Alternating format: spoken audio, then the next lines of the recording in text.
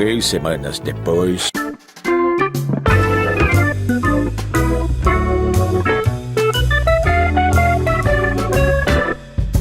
Olá, olá, olá, sejam bem-vindos a mais um episódio do nosso podcast O que sei sobre Tigres e Dragões. E hoje, eu já falei isso, vou até olhar para as várias câmeras aqui, ó.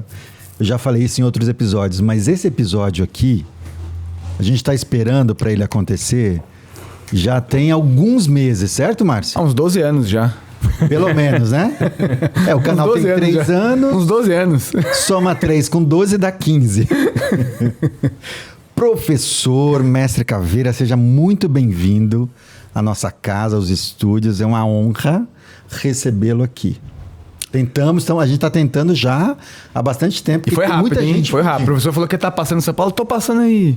Né? Foi se rápido, a gente considerar, se a gente contar do sábado que ele apareceu aqui de repente pra... Espião. Tem que contar essa história. Veio de espião. Essa história aí, rapaz. Tem que contar um pouquinho. Vocês não sabem o perigo que eu corri aqui.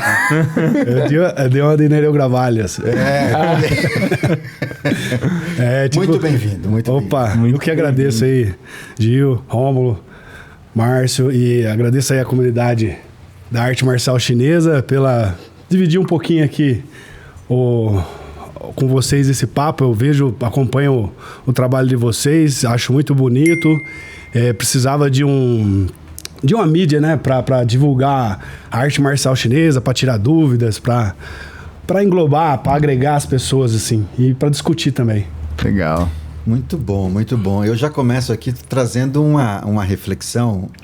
Depois que você passou aqui, professor, eu fiquei pensando, até acho que eu falei isso com o Márcio, deve ter falado com o Vitor aqui, que é o Jaulinha de Sandá. Sim. Que ficou assim, o Caveira, ele ficou, nem dormiu aquele dia.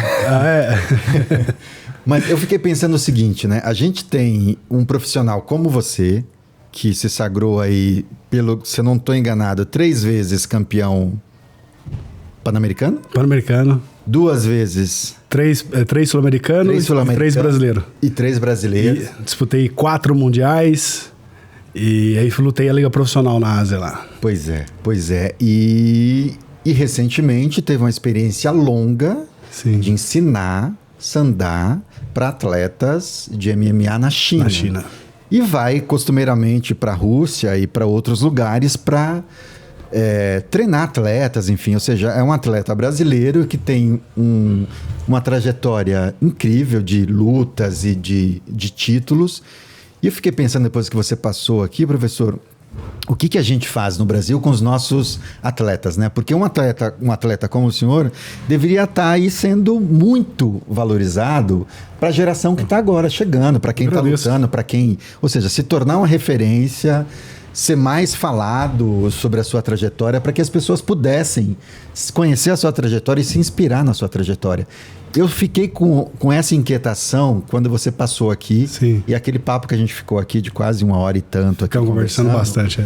E queria abrir o nosso episódio aqui primeiro já te agradecendo demais por toda a tua trajetória, pelas conquistas que você fez e pelo trabalho que você fez em prol do Sandá. E a gente sabe que você trabalhou também em prol do Kung Fu, via Federação Paulista, via CBKW. Mas eu acho que tem essa lacuna aqui no nosso Brasil, sobretudo nessa modalidade que a gente tanto ama, seja a prática de Taolus e a prática de luta, né? Se a gente pega... um atleta de futebol, sei lá, a gente idolatra um cara do futebol, mas aí falta essa mesma paixão... Para alguém da luta. Para alguém da luta, para alguém do... Do Wushu especificamente. Exatamente, para alguém do Wushu. Da nossa arte marcial. Como é que você sente isso? Como é que você vê isso? Assim, eu sou muito apaixonado, muito romântico nessa minha fala ou... Peraí. Antes disso, deixa eu pedir aqui um like, porque, um episódio já começou lá em desse... cima, já começou lá no auge. Um episódio desse, só clica aí nesse like, se inscreve. E a gente tá 40% só das pessoas inscritas. Se inscreve aí, E procura a gente no Spotify e nos outros agregadores aí. Desculpa a interrupção. Vamos direto pro... Bom, a gente conversou bastante aquele dia, né? Vamos colocar as ideias aqui também. Eu penso que o Brasil, ele... não sei se é o Brasil, se é o brasileiro, se é a cultura, mas a gente destrói os nossos ídolos, né? Então, tipo, a gente cultua ídolos de fora, mas não cultua ídolos de dentro. E a diferença de outros países é que eles constroem, não falar ídolos, mas constroem heróis, entendeu? Que nem na China, referências. Na China, tipo, você vê N heróis das antigas que é falado até hoje, né? Guerreiros, generais, né? O próprio Liu Fei, outros, entendeu?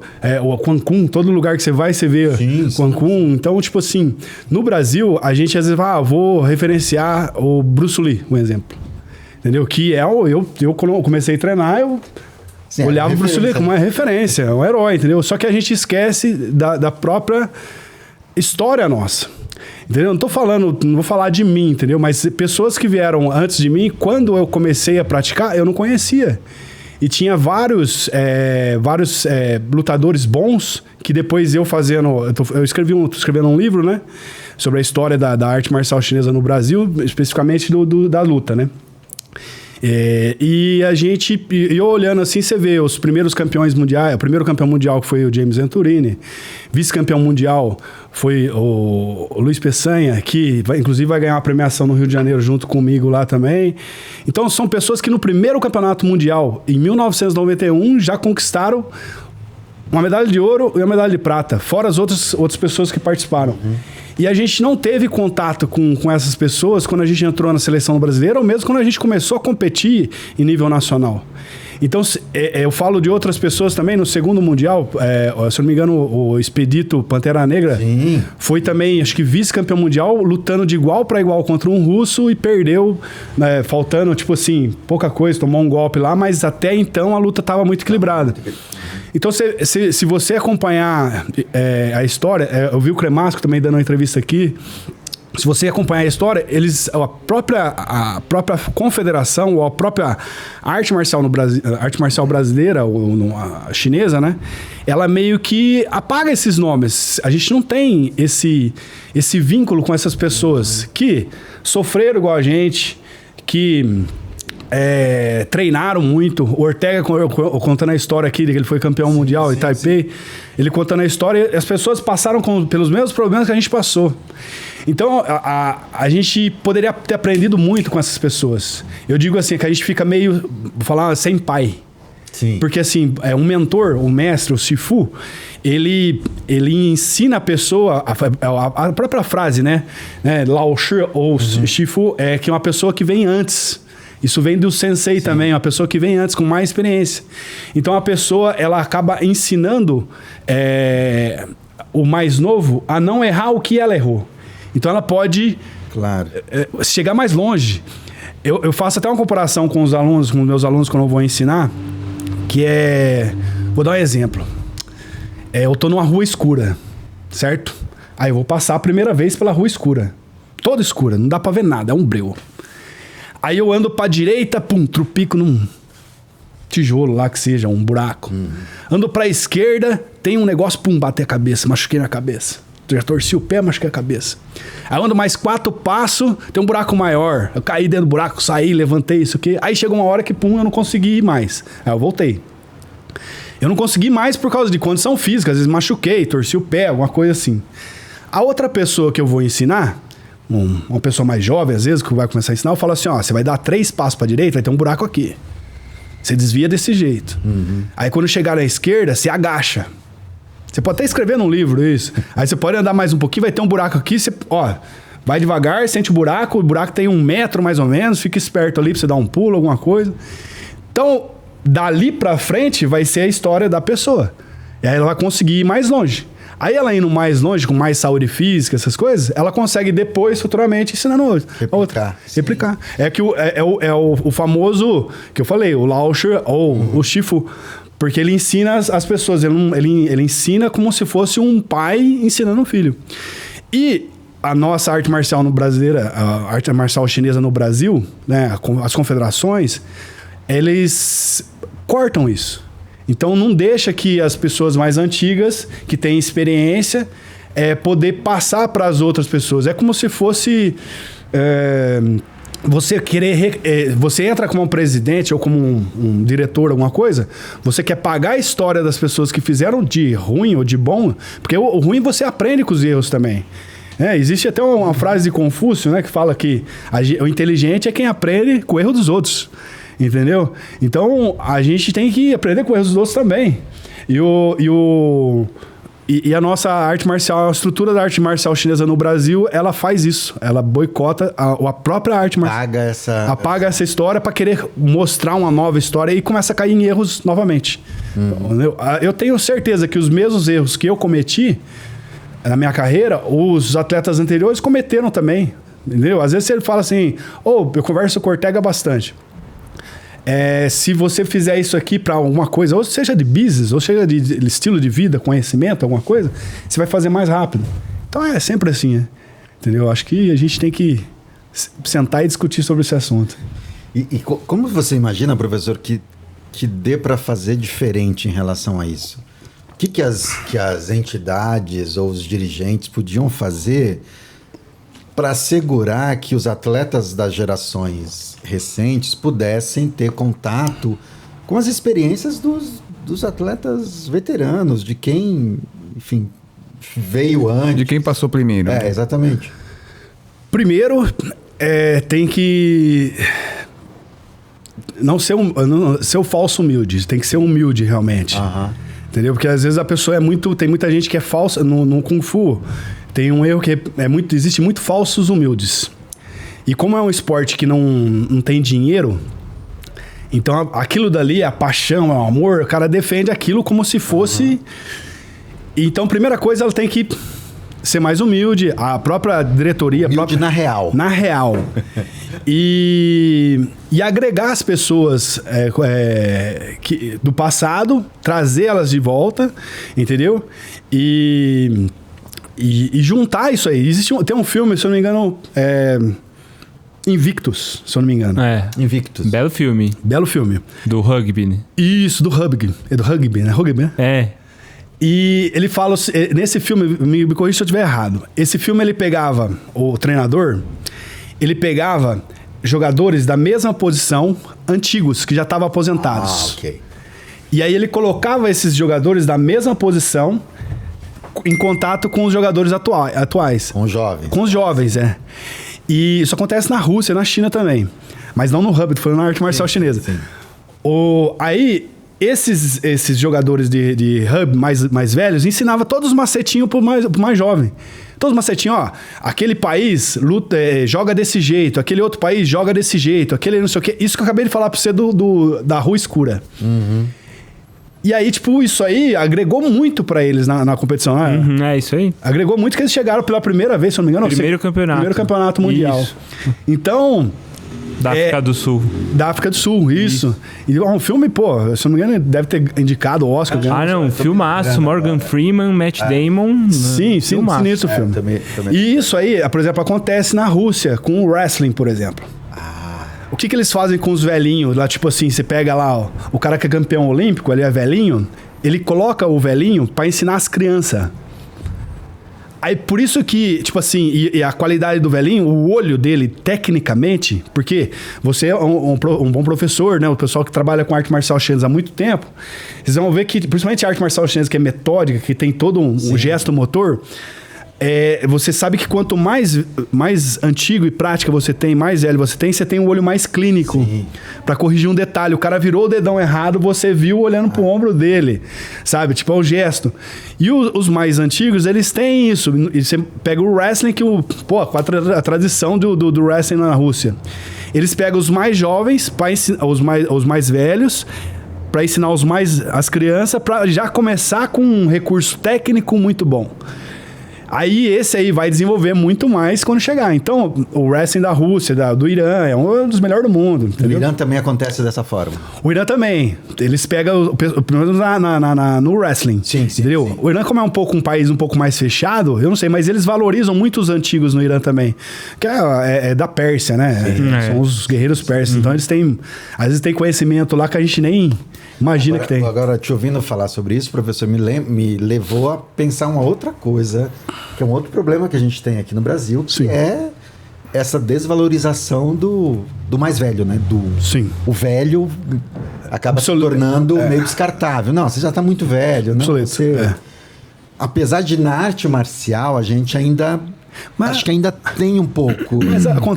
Mas acontece aqui no Brasil. Às vezes, por exemplo, ainda mais hoje com esse negócio imagem, fitness, sim, sei o quê. Você pega aí um professor velhinho, às vezes tá mais barrigudinho, tá mais não sei o quê, entendeu? Aí você pega um cara que, uniformizadinho, bonitinho, tal, não sei o quê. Conforme o cara a pessoa vai assistir lá, ver a imagem, foto, vídeo, não sei o quê. Um monte de imagem da academia que às vezes nem é dele. E aí tem um outro professor que é mais velho que tem, trocentos conhecimentos mais, experiência a mais, entendeu? E aí é uma questão de imagem. É lógico que a gente tem que trabalhar nesse sentido, mas a pessoa não... O próprio ser humano, e o Brasil um pouco mais, né? Porque não tem justamente esses heróis que não são conhecidos, ela acaba indo pela imagem. Ela não vai tipo assim, a sua academia tem tradição, não sei o quê, tem um herói, tem um mestre, tem não sei o quê, isso, aquilo. Tem fotos, tem vídeos, tem pessoas que são conhecidas, é diferente. Sim. Mas se não conhece as pessoas, aí ela vai pela imagem, a academia é mais bonita, o cara mais informa. O cara assim, mais... Entendeu? Então, o Brasil tem esse problema de... Você foi para a China, né? Essa diferença com alguns outros países, né? De valorizar o mais antigo, né? Não valoriza, entendeu? Sempre quer um novo, novidade, aquela coisa. E às vezes a arte marcial é cíclica. Às vezes a gente acha que está inventando uma coisa, já foi inventada há muito tempo. Sim. E outros países com mais tradição, você pega a Rússia, que é muito antigo, por quê? Porque teve muita guerra lá. Então você pega um velhinho lá e vai guerra é um negócio que mexe com... Você pode morrer. Sim. Não é um negócio assim, igual no Brasil, você sabe? Aí ele vai pegar um velhinho que tem muita experiência, que vai falar assim, não vai para aquele caminho não, faz isso, a estratégia tal, engana ele aqui, entendeu? Você pegar o Sun Tzu, a arte da guerra, é tudo ensinamento assim, cara. Entendeu? Então, o Brasil tem muito o que aprender com outros países, porque é um país muito novo, sabe? Tem 500 anos aqui, nunca teve algumas guerrilhas assim, mas nunca teve uma guerra. Que, a primeira dificuldade monstra que a gente teve foi essa pandemia, e você viu a inabilidade da população lidar com isso. É muito complicado. Imagina se cair uma bomba aqui no Brasil, como é que o Brasil vai reconstruir tudo? Pois é. Desafio gigante. Gigante. Ô, professor, mas a gente começou nessa velocidade. Vai falando. Vamos dar um passo para trás. Pode falar. Como é que você inicia no Kung Fu? Foi pelo Kung Fu? Foi por outra modalidade? Por quê? Que idade você tinha? Traz um pouco esse histórico pra gente. Eu sou fruto de um projeto social, esportivo. Contar um pouquinho rapidinho assim sobre a história. Minha mãe separou do meu pai, eu tinha 4 anos de idade, e ela veio do Nordeste, né? Junto com meu pai, Alagoas. De que lugar? De Alagoas. De Alagoas? A União dos Palmares. Rapaz, perto de casa. Onde que é os cangaceiros. Aí minha mãe veio pra cá, fizeram 4 filhos rápido, aquela coisa, não tinha muito estudo. Seu pai também era de Alagoas? Também. Então, os dois. E vamos conversar depois sobre isso. Aí minha mãe cuidava da gente, trabalhava de servente na prefeitura, e a gente era escadinhas, 4 irmãos, né? E a gente, aquela coisa que tinha assim, diversão molecada, subia na... Meu irmão tava falando, meu irmão falou esses dias. A gente jogava pedra um no outro, pega, sobe árvore, nada em rio, aquelas coisas tudo. E a luta sempre esteve ali presente, assim, no sentido tipo, de desafio, de querer se afirmar, sabe, molecada, aquelas coisas.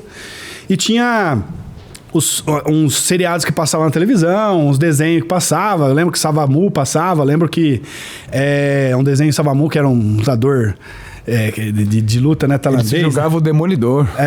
Aí tipo, tinha também aquela Poltrona R, que tinha vários filmes de ação, de Kung Fu, aquelas coisas.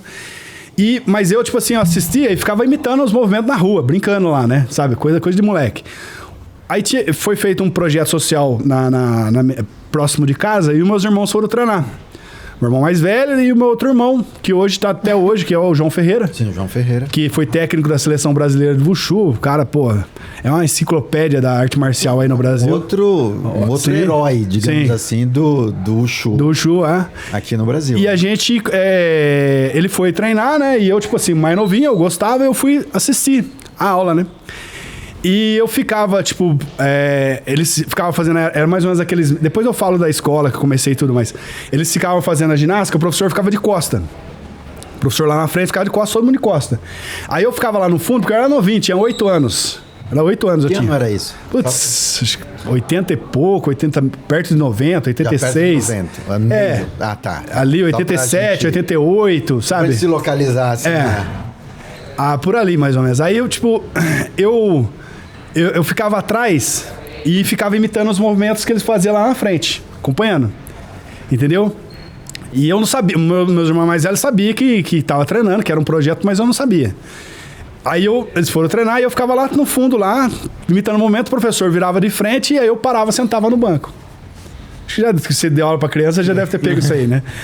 Aí o professor virava de costa, o pessoal começava a fazer, eu ficava imitando os movimentos também, aí o professor virava, eu sentava. Aí na hora da luta, eles faziam uma roda, né? Colocavam todo mundo na parede e tal, não sei o quê, e eu lembro até hoje, tinha um short branco de futebol, né? E aí eu fui e fiquei sentado junto com todo mundo, né? Aí o professor chamou eu pra lutar com os alunos lá. Aí eu falei assim, não, eu não treino. É o primeiro dia, Você... tava junto porque meus irmãos estavam ali. Eu só sentei junto, mas sentei porque é uma criança, sabe? Molequinho, 8 anos. Todo mundo sentando junto, vou sentar lá também. E aí eu sentei junto, ele chamou pra lutar com o moleque devia ter uns 10 anos mais ou menos. E ele já treinava uns 6 meses. Depois, eram tipo... E aí ele chamou pra lutar, aí eu falei assim, não, mas eu não sei. Ele falei assim, não, mas você quer lutar? Eu falei assim, não, eu quero, aquela coisa, né? Aí eu fui lutar, aí o moleque me deu uma voadora no peito, tá ligado? Sabe, um chute lateral assim, né? Aí eu caí sentado e comecei a chorar, né? Aí ele puxou eu assim, não parava de chorar, ele falou assim, não chora não, o professor falou assim, não chora não. Eu falei assim, eu continuei chorando, falei assim, se não chorar, eu deixo você treinar de graça aqui, não sei o que, academia. Aí, tipo, mas já era de graça o negócio, né? Ali no começo ali. Aí eu parei de chorar na hora. Falei, graça, eu parei de treinar. Aí eu comecei a treinar. Foi assim, seguindo o meu irmão, o João, né? Mas quem eu espelhava mais, que é natural isso aí, né? Quem espelhava mais era o meu irmão, né? No meu irmão, né? Aí o outro mais velho parou, meu irmão sempre continuou. Depois ele chegou, a gente treinou 2 anos mais ou menos. Depois paramos pra trabalhar, pra ajudar em casa. Eu comecei a trabalhar pra ajudar em casa, trabalhar até no açougue, pra ajudar minha mãe, aquelas coisas e tal. Meu irmão também começou a trabalhar, então a gente parou de treinar. Mas sempre tinha aquele negócio, quero voltar. Aí depois de uns 3 anos mais ou menos, eu tinha 13 anos, eu voltei e eu não parei mais, né? Aí foi... E aí você voltou e era que sistema que era? Qual que era? É assim, como eu falei pra você, eu sou do interior de São Paulo, né? E os polos de Kung Fu eram o que? Era aqui em São Paulo, Campinas, entendeu? E a gente começou a treinar, eu me formei até na faixa preta dessa escola, que chamava Litiopá Kung Fu. Ah, sim. Que é do Gola. Do mestre Gola, falecido. Falecido mestre Gola. E que cidade era? cidade de Leme, São Paulo. Aí, tipo, essa escola eu comecei porque era o que a gente tinha lá na época, né? Foi o acesso que a gente tinha, porque tinha umas aulas de capoeira, tinha karatê, mas ali o que tinha mais próximo da gente foi, por isso que eu falo que é um caminho, né? É onde que foi uma abertura pra gente pegar amor pela arte marcial e querer disputar. E a gente começou a treinar, depois dos 13 anos, né? Quando criança era mais brincadeira. Depois dos 13 anos, minha cabeça, não, eu quero ser faixa preta disso aí.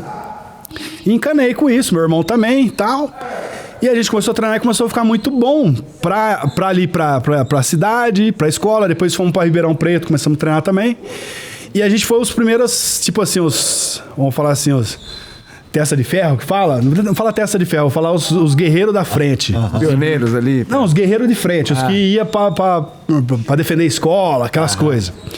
O meu irmão era muito bom, lutou até os 18 anos mais ou menos, mas lutava... E nessa época você já fazia luta, então? Só que era Treinava semi-contato. os catis... Ah, ok. Era semi-contato. Semi-contato. A gente treinava as formas, né, que, tipo, o Gola, esse sistema, só falar um pouquinho, né, porque, tipo, mandar um abraço até pro Severino, que hoje que que assumiu a escola lá. Esse sistema,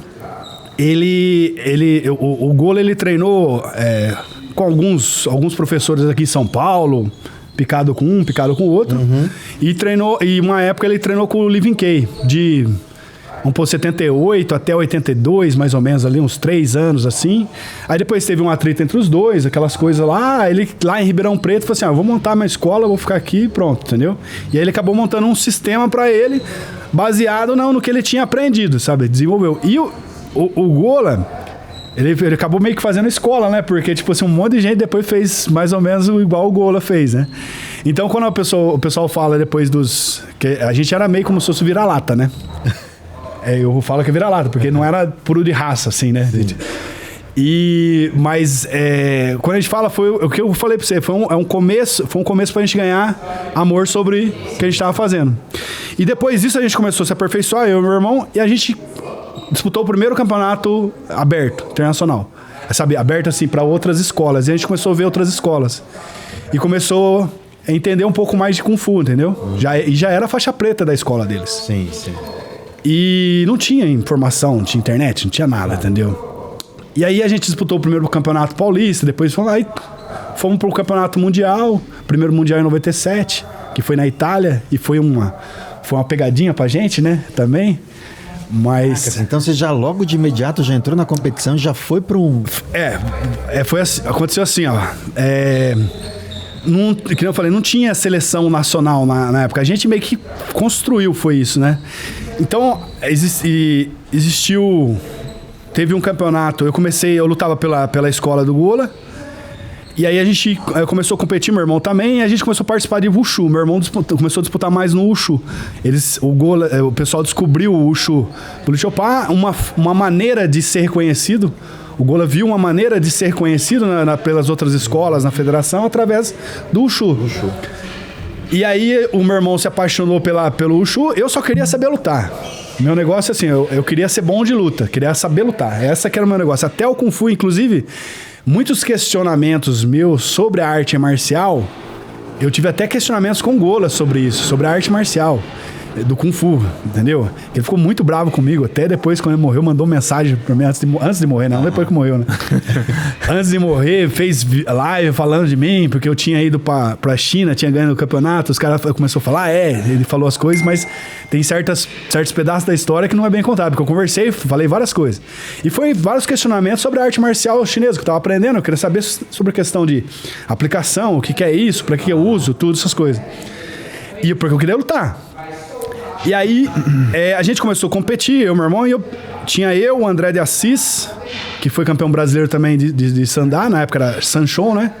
Foi o primeiro campeão brasileiro pesado, depois ele começou a treinar com o Nereu também, e depois eu comecei na mesma onda. Aí disputamos um campeonato internacional, um primeiro campeonato adulto que eu fiz de 18 anos, eu lutei contra um cara de Brasília, foi a primeira luta minha, que o pessoal de Brasília já trabalhava com Wushu, né?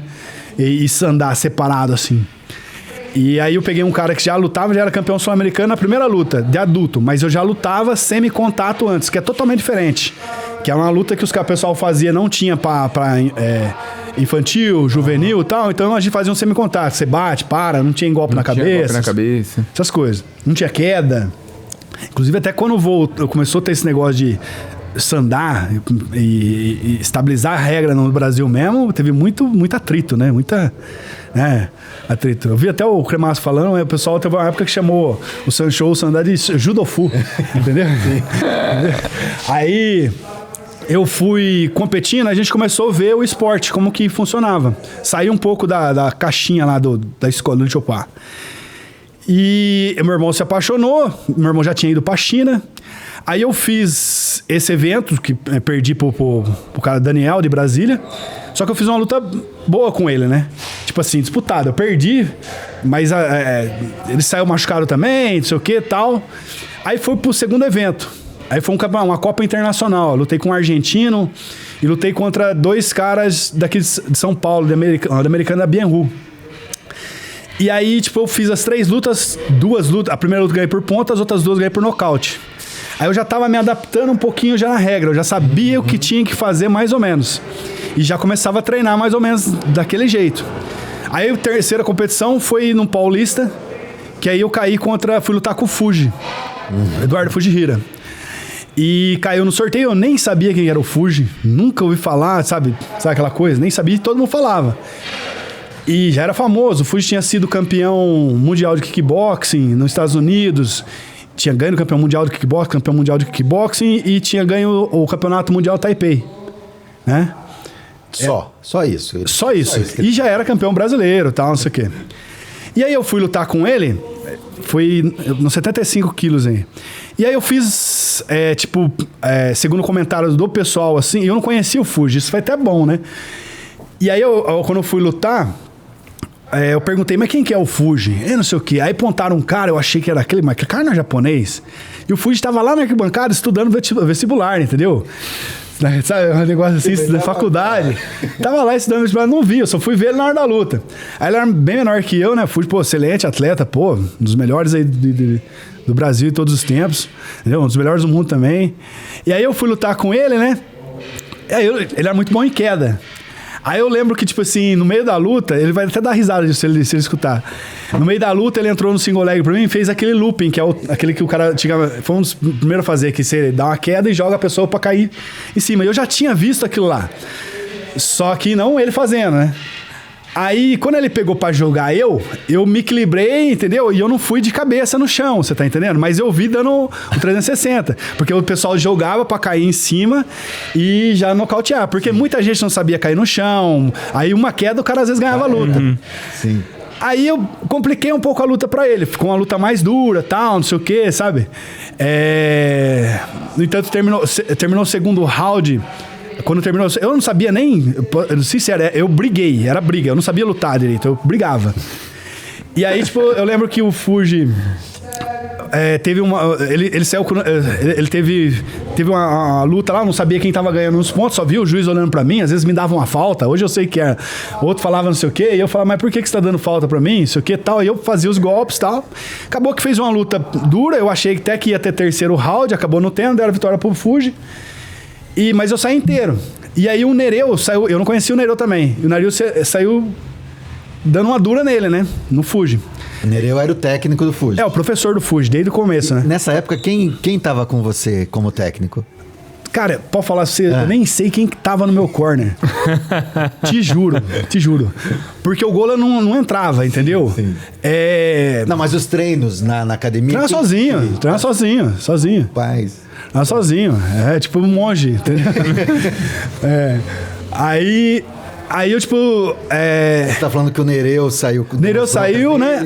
Aí falou uma coisa assim, mas aí o pessoal veio cumprimentar, pô, lutou bem. Inclusive o Durbano falou, você lutou bem. Só que o outro pessoal ficou olhando pra mim. O pessoal do Shaolin Norte começou a olhar pra mim, que era o mais tradicional, né? Na época lá. E aí eu fui no banheiro, você falou do Mundial, né? Aí eu fui no banheiro e o Fuji tava lavando o nariz que tava sangrando. Entendeu? Depois da luta, ele começou a sangrar, né?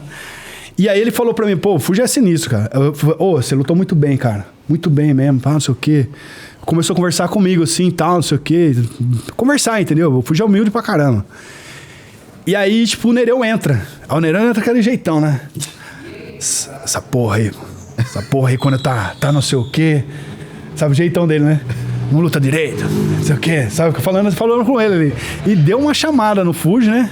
E o Fuji abaixou a cabeça. Na sua frente. Não, ali, né? Mas é o jeito de professor, o jeito do Nereu, entendeu? Não foi xingou nada, só falou. Aquela intimidade de criança. Ele é que nem pai. O Fuji, o Nereu era que nem pai pro Fuji. E aí o Nereu falou assim, não, você lutou bem, não sei o que e tal, mas vai ter o brasileiro aí. E eu não tava classificado pro brasileiro. Eu falei assim, mas eu não tô classificado, professor, falei pra ele. Ele falou assim, não, você vai, eu tô autorizando você ir. E o Nereu que coordenava ali a confederação, tudo, né? Você pode ir, por quê? Pra lutar de novo, eu com o Fuji, alguma coisa e tal, né? Eu falei, tá bom, né? Eu fui classificado pro brasileiro. Por fim, existia um atrito, né, de escolas assim, tipo aquela coisa, os estilos puros e os vira-lata, né? Fala vira-lata mesmo, porque não tem problema nenhum com isso. Brasileiro é vira-lata e, tipo, se abraça aí, nós somos índios e somos fortes por causa disso. E aí, tipo, ele falou isso aí e o Gola não tinha noção nenhuma do que era campeonato mundial, não tinha noção nenhuma do que era stand-up, Sanshou, luta, não tinha. O negócio dele, ele treinou pouco tempo com o Lee Vinkei, entendeu? E aí, o que ele tinha de ideia de Kung Fu era aquela ideia que ele tinha, que ele viu com o Lee nos primeiros 3 anos, entendeu? E eu acredito que o Lee, quando veio pra cá, ele nem era formado de Kung Fu, entendeu? Tava começando também, não era um cara, tipo... O Lee Vinkei, o mestre Lee Vinkei, né? Depois eles foram pra lá aprender mais, desenvolver pra trazer pra cá, porque eles viram que aquilo era uma possibilidade, um mercado grande, entendeu? Sim. E aí o Gola ficou com esse negócio e ele não tinha essa noção do que o campeonato mundial de Wushu, que era, a gente não tinha noção nenhuma. Pra ele era um campeonato nos Estados Unidos, internacional nos Estados Unidos. E aí ele colocou, queria que a gente competisse de todo jeito esse campeonato. E a seleção, esse ano, não ia levar ninguém em 1997. Que foi na Itália. E aí, tipo, em 1997, o Nereu falou assim, se vocês tiverem gente pra ir, pode colocar. Mas foi uma pegadinha, porque o Nereu sabia o nível, entendeu? O Nereu não levou ninguém, porque o Fuji acho que tava negócio de universidade, essas coisas, não tava treinando na maneira de treinar pra disputar um campeonato mundial, e o Fuji já tinha disputado em 95 e não tinha ganho em 95, sabia o nível que era a diferença de Kuoshu, Taipei e Sendai WF, entendeu? É muito diferente. E aí, tipo, ele liberou pra gente ir, pra eu, porque é o mais ranqueado ali, eu ia disputar o brasileiro. E aí depois o André de Assis, né, também. Então foi eu e o André só foi pra lutar. E o meu irmão também como Wushu. Aí foi um pessoal de Brasília também representar o Wushu, o Taishi, inclusive. Você deve conhecer alguém lá de Brasília, o Márcio? O cara que trabalha com Taishi lá, muito antigo. Não vou me lembrar agora.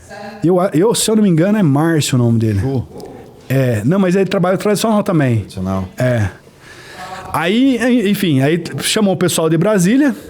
A Paulinha Midami foi também, tudo. Ela novinha. E a gente foi competir. Vamos lá. Aí a história da Itália, do Campeonato Mundial, é um negócio totalmente assim... pra mim, pro meu irmão e até pro André... Tipo, de tirar as vendas dos olhos, sabe? Realmente, foi um divisor de água pra mim, assim.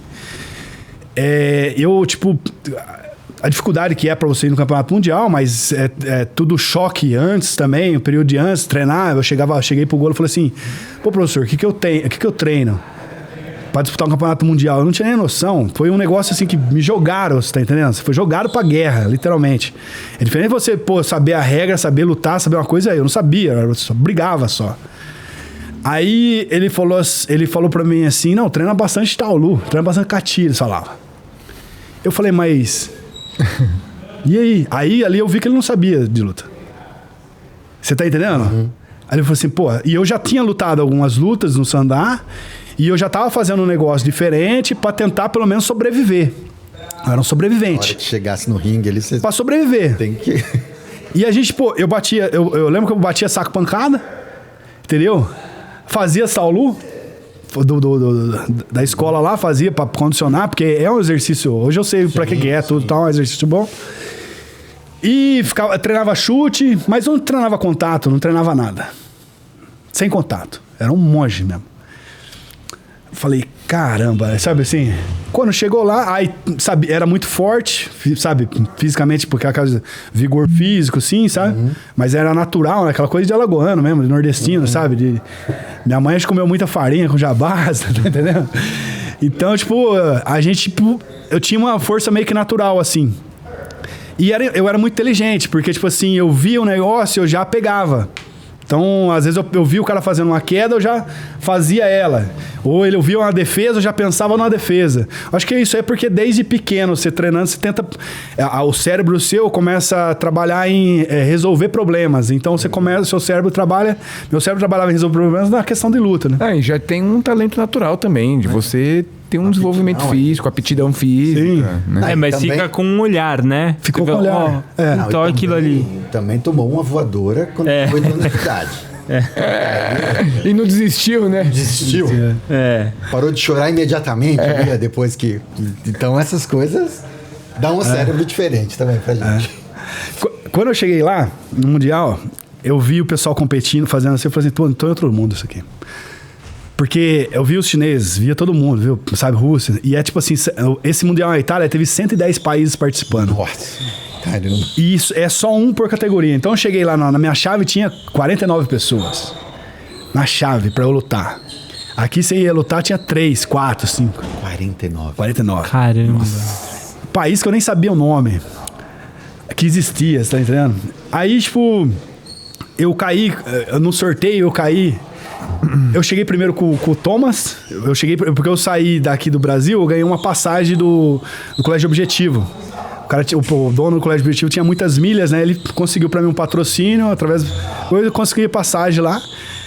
Aí eu fui por países aquecendo, via como os caras treinavam, e ali foi muito diferencial pra mim. Quem te falaram que era o Kun Lee? Tipo assim, Ó, você lutou com o terceiro mundial. Depois. Só depois da luta. Depois da luta. Porque assim, Mas logo em seguida, assim? Porque assim, ó, não foi em seguida. Foi tipo, vamos pôr. Aconteceu assim, né? Eu tava no sorteio, eu tava com um bielorrusso. Aí eu acho que deve, como cai algumas pessoas na luta lá, acho que deve ter caído alguma, aí fizeram o sorteio de novo. Aí caiu com o Kun Lee. E o Thomas conhecia o Kun Lee, os caras tudo conhecia. Só que os caras do Shaolin Norte tinha aquela coisa. Não vou ajudar o fulano, não vou preparar, falar o cara. Tinha umas coisas. Não, então eles ficavam meio reservados até pra falar. Até porque não conhecia a gente, né? Às vezes achava a gente que a gente era os inimigos, sabe, essas coisas. Depois o Thomas, agradeço o Thomas por várias coisas que ele me ajudou. Depois quando eu sofri acidente, ele me ajudou bastante aqui na Sino Brasileira, tudo. Aí eu lembro que ele falou pro meu irmão que o Kun Lee ia lutar. Falou assim, o Kun Lee vai lutar agora. O pessoal falando. Aí ele falou assim, não, meu irmão falou, não, é meu irmão. Não, é o Kun Lee. Seu irmão não vai lutar com o Bielorrusso? Eu falei assim, não, é meu irmão. Mas o seu irmão vai lutar com o Kun Lee? Falei assim, Falei assim, não. O Thomas assim, não, é sério? Não, entendeu? Então, tipo assim, foi até Todo mundo sabia do perigo. Meu irmão também não sabia, né? Mas por que esse Kun Lee é bom? Aí o Thomas assim, mas é muito bom. Muito bom, que jeito do Thomas, né? Muito bom. Aí, mas eu lutei com ele e tudo, e aí pra mim, na minha cabeça, eu lembro até hoje, que quando eu fui pra entrar pra lutar, a minha visão, tipo assim, o meu cérebro, assim, emocionalmente,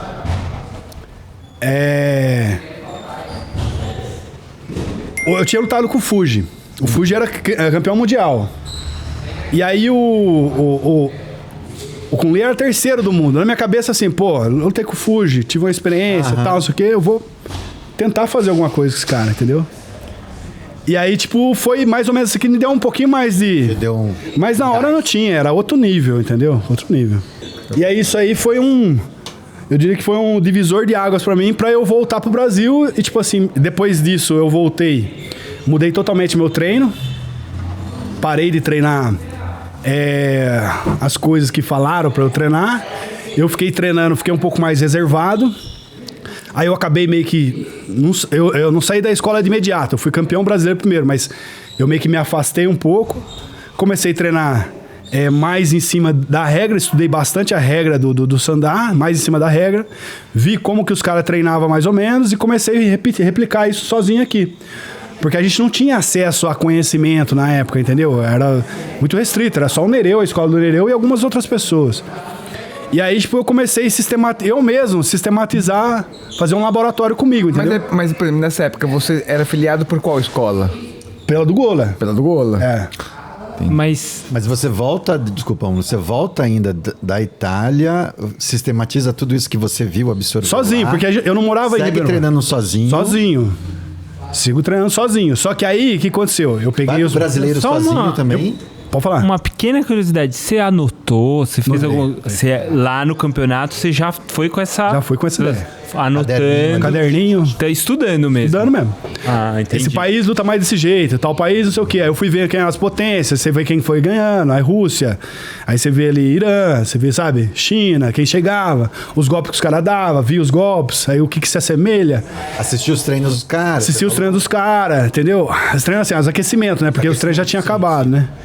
Aí eu cheguei em casa, falei assim, cara, se eu quero lutar isso aqui, aquilo que eu fazia, já fazia 10 anos treinando uma coisa, eu falei assim, é uma sobrevivência, tem sobrevivência, eu tenho que mudar o jeito que eu tô fazendo, que eu tô treinando. Porque senão eu vou apanhar, eu não gosto de apanhar. Ninguém gosta de apanhar, aliás. E eu precisava mudar. E aí eu treinei, fiz os negócios, puxei meus alunos, tinha um aluno... mais alto que eu treinava junto, entendeu? Da época do Kung Fu. Aí eu treinei com ele e fazia as técnicas com ele. E as técnicas simples, entendeu? Que eu comecei a fazer. E, por exemplo, de queda, eu fazia rolamento, fazia para não machucar, entendeu? Aí eu fazia uma queda de quadril, duas pernas, uma perna. Eu fazia algumas variações de queda de quadril, de pescoço, de braço, entendeu? As coisas básicas, assim, para eu sobreviver. E aí chegou no brasileiro e treinava minhas técnicas também, que eu tinha algumas coisas fortes também que já fazia. E aí peguei coisas de Taolu também, de Catite, que tipo, ó, isso aqui eu consigo separar e fazer, aplicar, isso aqui eu consigo entender, isso aqui eu consigo tal coisa. Então um negócio assim, meio arcaico assim, mas eu pegava e isso aqui eu consigo adaptar pra jogar pra cá. E aí eu fui treinando. Aí chegou no brasileiro, eu lutei o brasileiro e foi uma das melhores lutas do brasileiro. Ganhei o paulista e o brasileiro, né?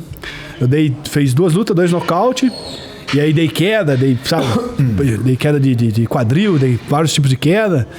E aí foi as melhores lutas do evento, do brasileiro. Foi a primeira vez que eu fui campeão brasileiro, 1998. E aí eu falei assim, pô, esse é o caminho, você tá entendendo? E aí eu já comecei me vigorar já, tipo assim, uma pessoa... Que eu ainda não treinava com o Nereu, entendeu? Eu era, tipo, daquele lado lá, era os de confronto. E aí, tipo, começou a fazer uma competição ali com a equipe do Nereu, Chão no Norte, entendeu? Porque todos os meus alunos depois... começou a bater de frente com os alunos do Nereu e começou a ganhar. E aí que começava a ter mais competitividade, mais atrito. E aí eu fui ganhando também respeito, como atleta e como professor. Com o Antônio Silva, que hoje é técnico da seleção brasileira, foi meu aluno até terminar a carreira. Entendeu? Então, tipo, quando eu cheguei... Desculpa, professor, nesse período que você estava como treinador, como professor, você também competia? Competia então, os também. Os alunos competiam e você também competia?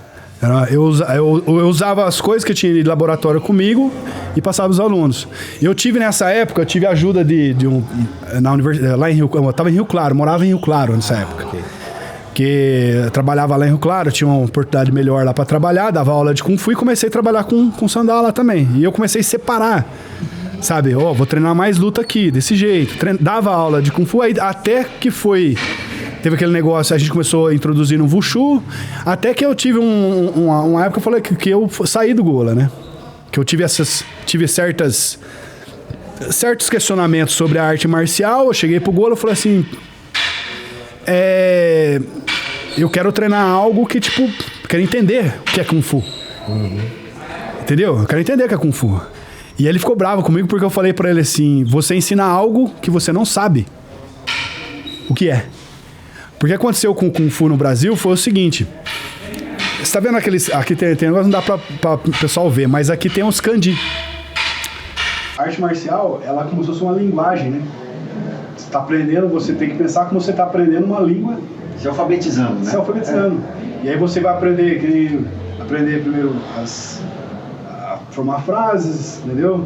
As palavras, depois frases, depois você vai fazer o diálogo, que é a luta, que o professor Ortega está fazendo. Então você tem que entender dessa maneira e você tem que saber o que você está falando.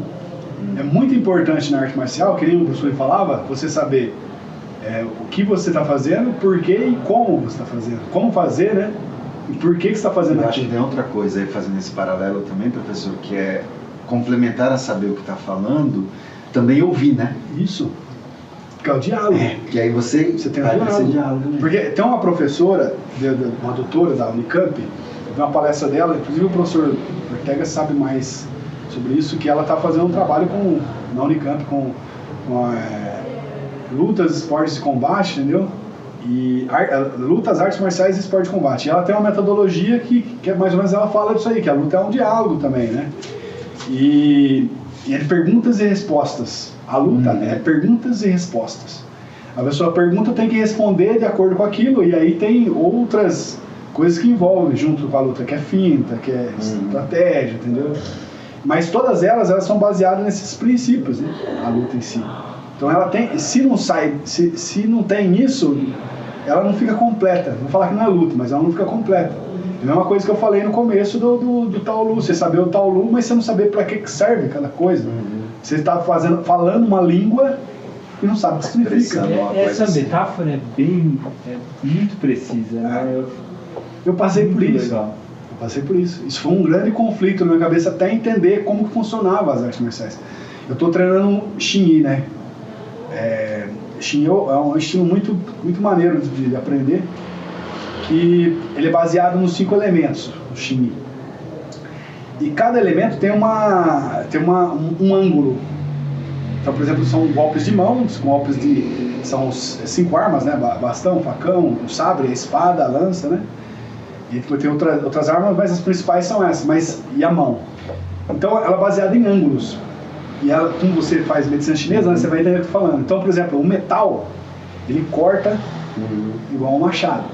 O ângulo dele é esse aqui, ele faz esse movimento aqui e bate de cima para baixo. Que seria a marreta, né? Um MMA, alguma coisa assim, um martelo. A água, ela vira e fura, porque na água ela gira e afunda. Então ela vira e fura, como se fosse o gancho de baixo para cima, o ângulo. Entendeu? O reto, que é a madeira, entendeu? Ele expande, né? Que é reto, golpe reto. O cruzado, tanto para cá quanto para cá, seria a terra, porque a terra, ela, quando joga o vento, ela faz assim. E o fogo cruza, seriam os cruzados, né? Em X. E aí ele usa isso aí também com as armas. Aí você vai sabendo assim, por exemplo, metal. Metal, serra, madeira. Ah, sim, aí você vai fazendo o... Entendeu? Metal, serra, madeira. Aí o ciclo de dominação e de controle. A água apaga o fogo derrete o metal. Isso. Aí o ciclo de dominação é o ataque e o contra-ataque de um pro outro. Um defende e um ataque. Então, tipo assim, você vê um negócio que é... Chinês é muito doido, porque, tipo assim, imagina o cara pensar num bagulho... Cria uma imagem que te ajuda, inclusive, a entender. E, tipo assim, imagina o cara pensar... Eu falo assim, a arte marcial chinesa é muito louca, porque... Imagina o cara ficar assim o dia inteiro observando um louva-a-Deus, para imitar os movimentos dele, depois para colocar esse negócio para luta. É uns caras muito doidos assim. Maluco, né? Fica só maluco. Desenvolve chave, coisa. É um negócio muito inteligente também, entendeu? Aí, tipo assim, eu tô falando do Xingyi, porque o Xingyi ele dá esse entendimento da luta, porque são cinco movimentos e aí ele mistura esses movimentos na forma. Só que não sai daquilo. E as armas, elas seguem o mesmo padrão. O sabre ele vai cortar de cima para baixo, o fogo seria cruzando, seria o floreio cruzando, o horizonte, o corte horizontal é terra. E aí você vai entendendo melhor também. E aí por isso que eu estava falando da arte marcial. Mas a luta em si é sempre baseada nisso, qualquer tipo de luta. Ou jiu-jitsu, ou judô, qualquer coisa. Sim. Ô professor, eu acho que eu vou ter que te interromper aqui, eu acho que a gente vai ter que fazer um episódio 2 e talvez um 3, não sei, tem muita história. Muita história, muita coisa pra gente contar, pra gente te ouvir também, na verdade. Mas acho que seria legal pra gente encerrar essa primeira parte, e a gente já podia dizer aqui pra nossa audiência que a gente vai ter uma parte 2. Podemos? Podemos. Ô, Gil, só antes de você encerrar, eu precisava comentar uma coisa. Não, vou encerrar fazendo uma pergunta, aí você comenta. Eu queria que você trouxesse aqui, porque eu acho que ao longo da tua conversa inteira, eu fiquei com uma sensação muito, muito boa de que você tem um princípio de gratidão e de honra a quem veio antes de você. Né? Isso ficou muito evidente na conversa que a gente teve aqui, quando a gente tomou um chá. E hoje também nesse papo está muito evidente que você tem essa humildade e esse reconhecimento de valorizar as pessoas que chegaram e fizeram, abriram o caminho para você. Então, você citou várias pessoas aqui, mas eu não sei se tem mais alguém que você queria aproveitar esse primeiro episódio para citar, para a gente deixar registrado aqui. Eu tive o privilégio de treinar com pessoas, treinei com o Marcelo Antunes Soares, tive o privilégio de treinar com ele, tive o privilégio de aprender muita coisa com o Nereu Grabalhos, tive o privilégio de treinar com o Nelsinho, e privilégio também de treinar com os chineses. Mas quando eu treinei com os chineses, eu já era formado, já sabia, tudo que o chinês ensinou, eu já sabia. Então não é um negócio assim, mas eu tenho gratidão, mas eu penso numa coisa assim, a arte marcial em si, aquilo que a gente estava falando dos antigos, a gente tem que ser grato ao pessoal que veio antes. Por quê? Porque eles que... imagina, por exemplo, no Shen Tai Chi. O que os guerreiros antigamente passaram, os lutadores passaram para construir isso aí? A gente estava falando do negócio do louva-a-Deus, mas imagina o tanto que o cara se machucou tentando imitar um louva-a-Deus, ou apanhando, ou treinando golpe, para desenvolver no que tem hoje. Para chegar aqui. Para chegar aqui. Na América do Sul. E a arte marcial é um negócio que não tem valor. Olha, tem muito valor, não tem preço. Vou explicar por quê. Porque é algo que foi construído com suor e sangue. Porque uma pessoa, para desenvolver um golpe, ou ela tem um problema no joelho, depois de muito tempo que ela teve que lutar muito, ou que nem eu, tive uma cirurgia na coluna, mas vários outros problemas que pode ter desenvolvido durante a carreira, para aprender, para desenvolver, para passar por aquele corredor escuro, para ele desenvolver aquelas coisas, para passar para as outras pessoas mastigado. E muita gente não sabe quem que é. A gente não sabe quem que fez a arte marcial antiga, quem que, às vezes uma linhagem a gente conhece, mas não tem o respeito por isso, entendeu? Então, a gratidão tem que vir da gente, da pessoa que está vindo depois. Não eu, por exemplo, eu tenho que ter gratidão com as pessoas que me ensinaram, sabe? E não eu querer cobrar a gratidão dos alunos. Sim. O aluno que tem que ter a responsabilidade dele de ter gratidão. Se ele não tiver, ele está sendo como se fosse um vampiro. Ele suga o sangue. Um morcego, um vampiro, que vai lá, suga o sangue da pessoa. Por quê? Essa arte marcial, ela veio de suor e sangue, tem emoção aqui dentro. A arte marcial chinesa, ou qualquer tipo de arte marcial, tem muita emoção, coração, inteligência, essas coisas, que a pessoa teve que apanhar para desenvolver. Então eu sou grato a todos os meus professores, falei do Nereu, mas sou grato a todos os meus professores com quem aprendi, entendeu? De outras modalidades também, entendeu? Eu sou muito grato ao Nelsinho e ao Emerson, porque foram eles que, depois da minha carreira, depois de voltar de machucado, de recuperar, foram eles que praticamente me recuperaram. Para voltar a competir, minha carreira internacional foi tudo, eu devo tudo a eles, entendeu? E também sou grato às pessoas que vieram antes de mim. Eu gostaria de ter aprendido mais com os antigos campeões, por causa do negócio do Invicto, teria me machucado muito menos. Sim, claro. Então a gente tem que ter uma reflexão aí, os alunos mais novos, o pessoal que está pegando, ou o pessoal às vezes que já até treinou comigo, ou treina com os professores aí, ter um pouco mais de gratidão, o pessoal mais antigo, sabe? Gratidão no sentido, não estou falando só eu não, estou falando outras pessoas. Faz uma reflexão, o que a pessoa... o Kung Fu é algo, se você for para a China, você vai entender isso aí. Você foi para a China já, você entende isso. As pessoas que não foram, vai entender isso. Eles tiveram revolução popular dentro da China. Os caras saíam na espadada, no sabre, um com o outro lá, para defender o pão deles, que estava sendo subjugado. Então, tanto de pessoas, brigava com faca mesmo, tanto de pessoas que passou por isso e muito Kung Fu se perdeu com isso também. Muitos mestres morreram, entendeu? É igual aqui no Brasil, tanto de índio que morreu. Se a gente tivesse preservado a nossa cultura, que se perdeu durante tanto tempo. Imagina se a gente tivesse introduzido, a gente fomos colonizados, né? Entendeu? E se a gente tivesse preservado mais a cultura nossa, se tivesse mais essa... A gente falava outra língua aqui também, entendeu? Mas é isso, essa palavra de gratidão, assim, eu acho que não é... O negócio é só a gente olhar o professor nosso, mas não pensar nisso, assim, o professor, ele está transferindo o conhecimento dele, mas vem outras pessoas que preservou uma cultura milenar, entendeu? Porque a arte marcial é uma cultura, e essa cultura, ela passa por emoções, por suor, por lágrimas, por perdas, entendeu? Ganhos, até chegar ao que tem hoje, entendeu? Incrível. Márcio. Não, ao longo desse episódio eu fui passando muita coisa, ouvindo e aprendendo bastante aqui. Eu aprendi também. E quando você falou...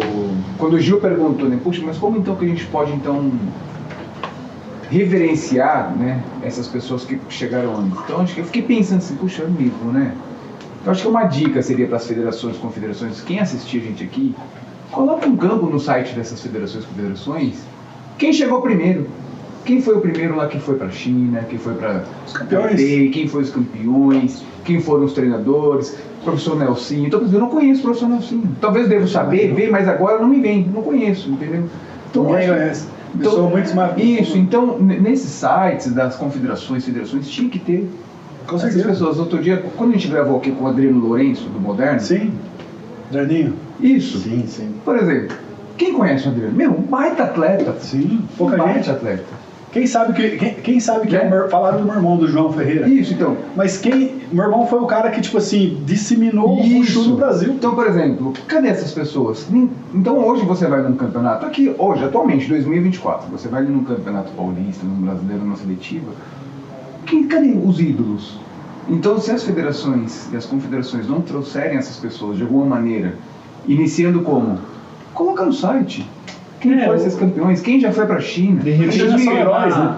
A inspiração do filme aí faz uma palestra pros atletas. Se eu fosse técnico, eu já teria feito isso há muito tempo, mas eu já não sou mais. E põe no YouTube, ainda promove e aí, todos os atletas. Só para completar aqui esse comentário, essa linha de raciocínio, com muita humildade, o que a gente faz aqui no canal é trazer essas pessoas. com muita humildade. Perfeito. Você entendeu? Por exemplo, quando a gente trouxe mestre Francisco do Urbano. Pô, O cara é porradeiro pra caramba, meu. pô, é uma referência, é uma lenda. A gente jovem lá, Francisco Urbano é uma vem os lenda. filmes dele, os livros, você entendeu? Vem ele pro campo. Pô, Não, Mestre Amaral. você entendeu? Então todas as pessoas. Então, Eu assisti, eu vi aqueles livrinhos do Urbano, quando eu fui conhecer ele pessoalmente, eu falei assim, Isso. caramba, o Urbano é uma pessoa fora de série. Isso. Como pessoa também, como atleta, foi, pô... sabe, então essas pessoas, assim, a gente com muita humildade aqui no canal, é isso que a gente tem feito, de trazer as pessoas para que os mais jovens saibam quem são. Sim. Essas pessoas que chegaram primeiro mesmo, sabe? De Perfeito, diferenciar. perfeito. O trabalho de vocês- Então, assim, era só uma linha de raciocínio, era só um comentário de como as federações e confederações podem ajudar a todos os praticantes mais jovens conhecerem essas pessoas que chegaram primeiro. Eu faço um parênteses só finalizando aqui. Pois o Emerson Almeida me mandou uma mensagem esse tempo atrás, né? Falando assim que ele queria entrar em contato com a confederação novamente. Conversou comigo, né? Falou assim, ó, eu quero entrar de novo porque vai ter o campeonato mundial aqui no ano que vem, da IWF. E ele, tipo, o Emerson, ele foi um cara sempre muito apaixonado pelo esporte, porque o esporte construiu ele, entendeu? E ele não gosta de ver a seleção brasileira perdendo, sabe? Ele vê cada vez, ele assiste as lutas, às vezes os caras lutando assim e tal, e às vezes os caras, pô, apanhando de chinês, apanhando de iraniano, apanhando não sei o que. E às vezes os comentários, e a gente tem muito dodói ainda de falar as coisas, de crítica, entendeu? Eu não falo mais nada porque o pessoal fica com dodói. Mas, tipo, há 15 anos atrás, quando a gente competia, eu e o Emerson, a gente batia de frente com os chineses, com os iranianos, de igual para igual, tecnicamente. Então, tipo assim, que nem tava falando dos invictos, o pessoal perdeu essa referência para pagar para colocar outros. E aí o Emerson, inclusive o Antônio, depois que ele assumiu a confederação, ele não teve mais contato, sabe, comigo, assim. Veio ter um pouco mais de contato agora, veio, tipo, no final do ano, mandou uma mensagem para mim, falou assim, eu quero falar com você e tal, não sei o quê. Mas ele perdeu o contato. Toda essa evolução que eu e o Emerson tivemos, ele não acompanhou, o Antônio não acompanhou. Aí, tipo, e essa evolução que eu tive depois que eu entrei no meio profissional da MMA, profissional, essas coisas, ele também não acompanhou, entendeu? Aí o que eu digo é assim, que o Emerson conversou com o mestre Cal, para ver se ele conseguia aproximar de novo da confederação. O Emerson foi humilde pra caramba. Eu falei, esse cara não vai escutar você, Emerson. Ele conversou com o Cal sempre respeitou muito, o Cal conhece, sim.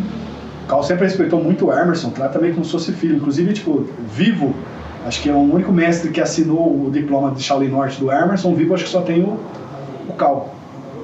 E aí ele falou pro Cal que queria aproximar para ajudar a seleção brasileira pro próximo campeonato mundial, que vai ser o ano que vem, entendeu? E aí ele colocou meu nome junto e tal, assim, falou assim, você pode até falar, mas os caras não gostam de mim, entendeu? Os caras não tem uma barreira ali comigo, entendeu? Tipo assim, pra você é um herói do Shaolin Norte, tá ligado? Ele é um herói.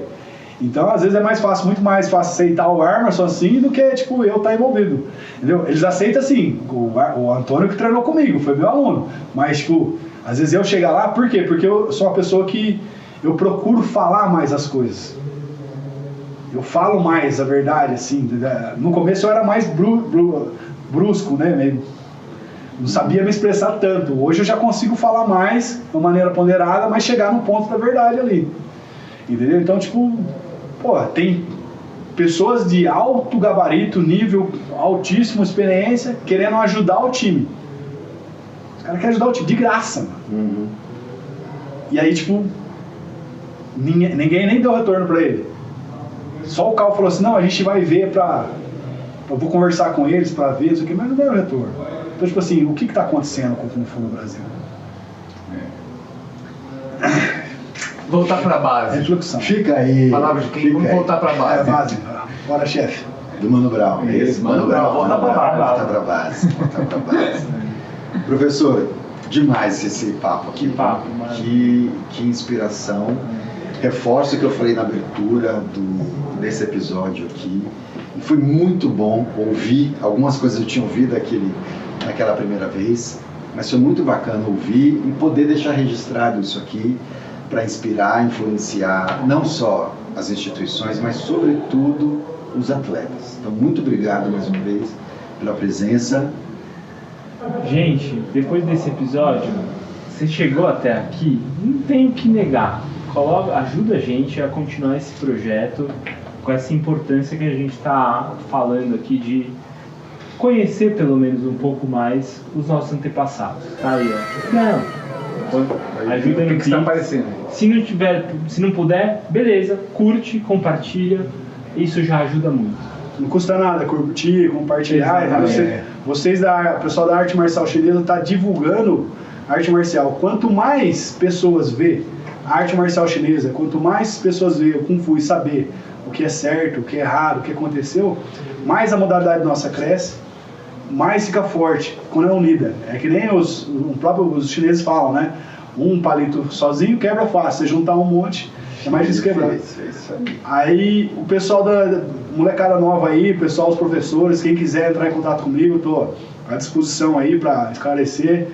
Próxima vez que a gente estiver aqui, vamos falar sobre... Episódio 2, hein? Episódio 2. Vai ter. Vamos falar sobre política, vamos falar sobre mais arte marcial. Vamos falar das suas experiências na China como treinador, na Rússia. Vamos falar sobre a experiência na China como treinador. Sobre MMA um pouco. Sobre MMA.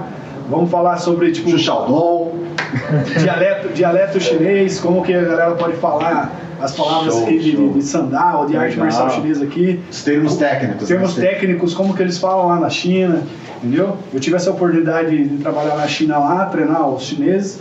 Então acho que é legal poder acrescentar aí para vocês, aí, pro pessoal, para toda a comunidade do Kung Fu da arte marcial chinesa. Muito legal. Show de bola. Muito obrigado. Muito obrigado. Nossa, muito bom.